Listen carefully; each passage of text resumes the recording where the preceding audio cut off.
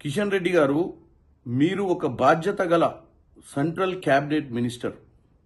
మిమ్మల్ని చూస్తుంటే మీ తోటి బండి సంజయ్ గారి వ్యవహారంలో వారు మాట్లాడే విధి విధానాలు, వారు మాట్లాడే స్టైల్ని చూసి మీరు కూడా వారి బాటలో నడుస్తున్నట్టుగా కనపడుతుంది.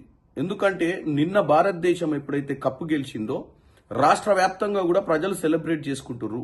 ట్యాంక్ బండి మీద కూడా చాలా మంది అక్కడికి చేరి ఆ విజయాన్ని వాళ్ళందరూ కూడా సెలబ్రేట్ చేసుకున్నటువంటి పరిస్థితి మనం గమనించినాము.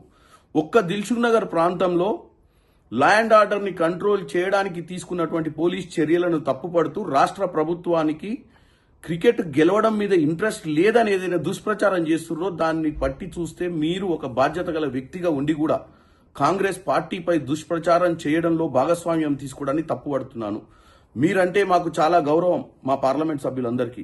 కానీ మీరు ఇలాంటి చిల్లర మల్లర రాజకీయాలు చేసి పనికిరాని విషయాలలో ఏదైతే వాస్తవాలు కాదో వాటిని మాట్లాడటాన్ని మేము తప్పుపడుతున్నాం. దయచేసి మీరు ఇటువంటివి మానుకోండి అని కోరుకుంటున్నాను.